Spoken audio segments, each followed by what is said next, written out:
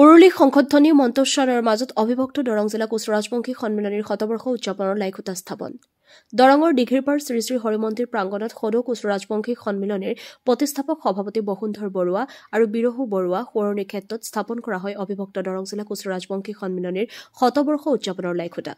আয়োটিৰ উৰুলি সংশোধনী পুৰোহিতৰ মন্তস্যানৰ মাজত লাইখুটা স্থাপন কৰে সদৌ দৰং কোচ ৰাজবংশী সন্মিলনীৰ প্ৰাক্তন সভাপতি কমিৰাম বৰুৱা আৰু সদৌ দৰং কোচ ৰাজবংশী সন্মিলনীৰ প্ৰাক্তন উপসভাপতি গৌতম বৰুৱাই।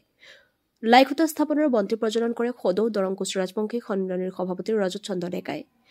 লাইখুটা স্থাপনৰ মাংগলিক কাৰ্য সম্পাদন কৰে জোৰণ চহৰীয়া, জীৱন ডেকা আৰু ভাস্কৰ ডেকাই।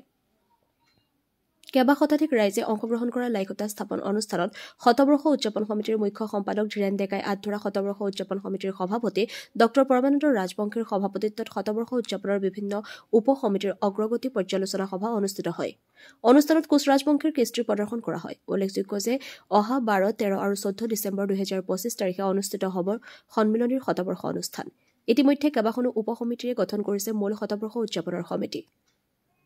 কুৰিল চহৰীয়া ৰিপৰ্ট AIN লাইভ। আমি অন্তত 2 বছৰৰ পাছত হ'লেও আজি আমাৰ সকলো যিসকলে আমাৰ জাতিটোক ভাল পায় আৰু যিসকলে আজি বহু বছৰৰ পৰা আমাৰ যিটো অনুষ্ঠান এটা জাতীয় অনুষ্ঠান হিচাপে পৰিগণিত, সেয়া হৈছে যে কোচ ৰাজবংশী সন্মিলনী। আগতে আছিলে যে কোচ ৰাজবংশী ক্ষত্ৰিয় সন্মিলনী। এতিয়া ক্ষত্ৰিয় শব্দটো আমাৰ এই শব্দটো বিতৰণ কৰি পেলাই দিয়া হৈছে এতিয়া কোচ ৰাজবংশী সন্মিলনী।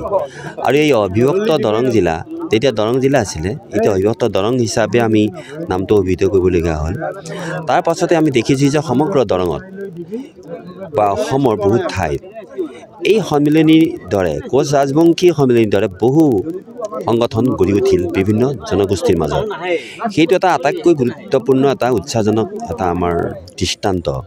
কাৰণ যেতিয়া কোচ ৰাজবংশীসকলে যেতিয়া অনুষ্ঠান পাতিছিল নিজৰ স্বগোষ্ঠীয় কাম কাজ পৰ্যালোচনা কৰিবৰ কাৰণে আৰু সবলীকৰণৰ কাৰণে, তেতিয়া কিন্তু আমাৰ সেই সময়ত সকলোৱে মনত ৰাখিছিল যে আমাৰ বিশ্বসিংহৰ পৰা আৰম্ভ কৰি আমাৰ কোচ নৃপতিসকলৰ, বিশেষকৈ নৰনাৰায়ণ চিলাৰায়ৰ যিটো নেকি আমাৰ নৰেন্দ্ৰ মোদী ডাঙৰীয়াৰ সকলোৰে বিকাশৰ কাৰণে সবকা সাথ সবকা বিকাশ, এই যিটো ধাৰণা, এই ধাৰণাটো প্ৰকৃষ্টতমভাৱে দেখুৱাইছিল আমাৰ কোচ নৃপতিসকলে। আৰু বিশেষকৈ নৰনাৰায়ণ চিলাৰায়ৰ নাম আমি উল্লেখ কৰিব লাগিব। আৰু সেইকাৰণেই আমাৰ সন্মিলনীখনেও ঠিক সেই ধাৰণাৰে আমাৰ নিজৰ স্বগোষ্ঠীয় যিটো বিকাশৰ ধাৰণাটোৰ লগত আমাৰ সকলোকে লৈ, যি ধৰণে আজি ধৰ্মনাৰায়ণে আজি দৰঙত বিভিন্ন জাতি জনগোষ্ঠী সম্প্ৰদায়ক লৈ পেলাই এটা অতি সমন্বিত প্ৰচেষ্টা গ্ৰহণ কৰিছিলে, একেধৰণে কোচ ৰাজবংশীয়েও নিজৰ স্বজাতীয় চিন্তাধাৰাক লগত লৈ অন্যান্য জনগোষ্ঠীৰ চিন্তাধাৰাও কিন্তু আমাৰ অধিৱেশনত মূৰ্ত কৰিছিল। আৰু সেইলৈয়ে এইবাৰ শতবৰ্ষ অনুষ্ঠানটিত আমি গুৰুত্ব দিছোঁ যে আমাৰ যিটো নেকি আদৰ্শ, আমাৰ যিটো নেকি কোচ ৰাজবংশৰ যিটো আদৰ্শ, সেই আদৰ্শ আমি প্ৰতিহত নকৰি সকলোকে লৈ পেলাই আমি কাম কৰিম ঠিকেই, কিন্তু আমাৰ জনগোষ্ঠীটোৰ প্ৰাপ্য যি নেকি মৌলিক অধিকাৰ, সেই অধিকাৰ ক্ষেত্ৰত কিন্তু আমাৰ জনগোষ্ঠীটোৱে অতীতৰ পৰা মাত মাতি আহিছে।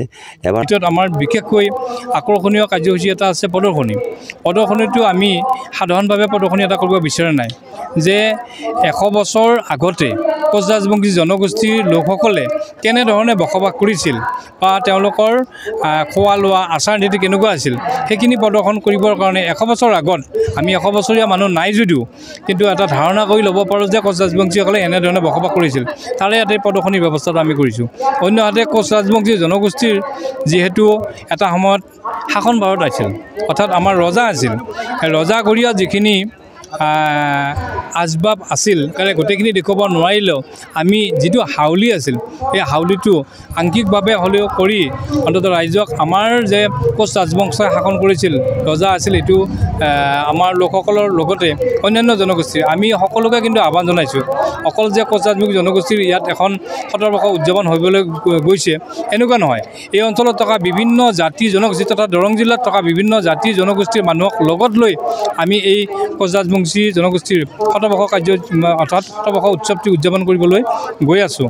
প্ৰথম দিনৰ কাৰ্যসূচীত যিহেতু আমাৰ যুৱ সন্মিলনী আছে, আক্ৰাছো আছে, মহিলা সন্মিলনী আছে, তেওঁলোকৰ অসমৰ বিভিন্ন প্ৰান্তৰ পৰা আমাৰ সংগঠনৰ বিষয়ববীয়া হওক বা বিশিষ্ট ব্যক্তিসকলক মাতি তেওঁলোকে এখন সভা অনুষ্ঠিত কৰিব।